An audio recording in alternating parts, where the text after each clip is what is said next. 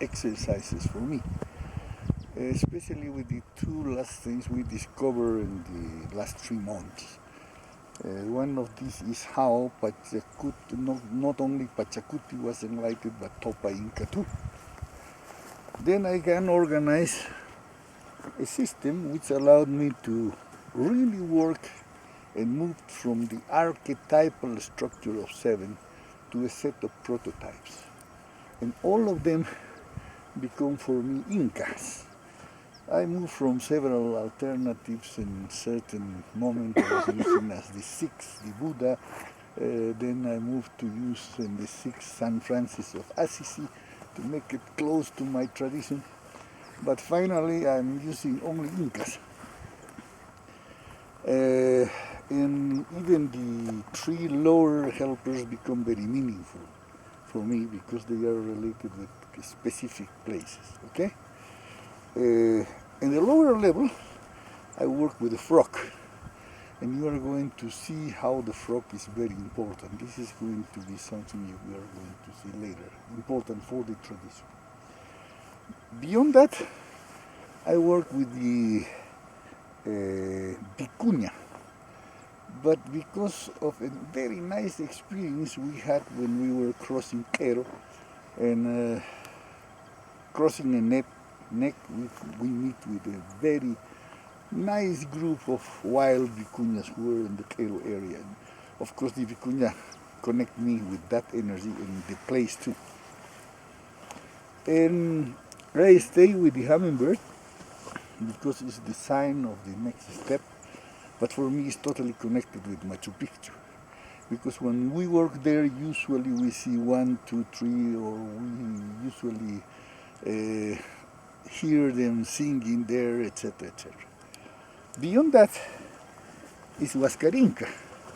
Huascarinca, with whom I was working from the very beginning, because as you remember, the right side is about empowering him to finish his duties in the Cupacha.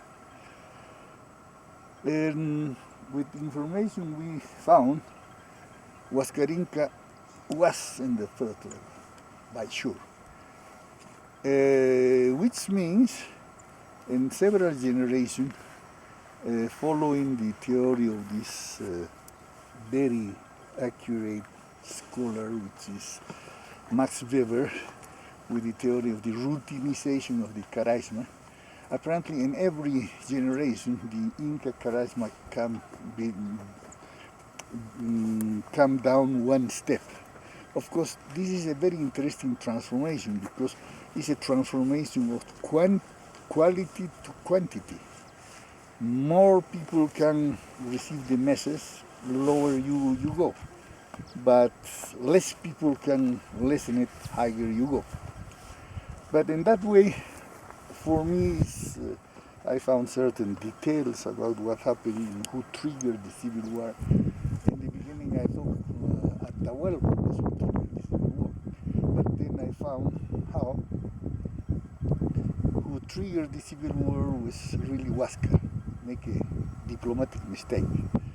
Anyway, come with this information, I can focus on which is the heavy energy which could be healed in the 3rd level. Is the exclusivism, I have the whole truth, my religion is the true religion, you are wrong, this dualism in the way of seeing the reality, which create any clash. And of course this is the seeing or the heavy energy which is ruling the world until today. If we commit with healing that, we are going to help a lot. That doesn't matter the tradition with which we work, but if we focus with healing the heaviness of the 3rd, this is going to be a very nice help for ourselves and for the humanity too. Then Huayna Capac. Huayna Capac obviously was at least in the 4th, because he was able to keep the empire united. And to do that, you need at least to be a 4th level person. Then with the founding, the next is Topa Inca, and knowing he has an experience, we can assume he was at least in the 5th, if not in the 6th.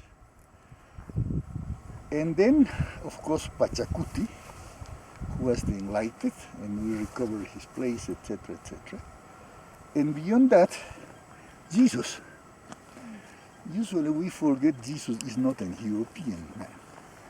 He belonged to another civilization. He belonged to the Syriac civilization, the civilization which was found by Cyrus the Persian. And he is the result of this civilization melted with the Jewish tradition. And then I have a set of non-Western helpers who are all prototypes, because all of them were people who stepped planet Earth, and 6 of them stepped planet Earth here. Okay, and it blends very well with what I was doing almost all my life, trying to recover the tradition of this part of the world. And I'm doing just what the Incas did in the 16th century, accepting Jesus Christ as the prototype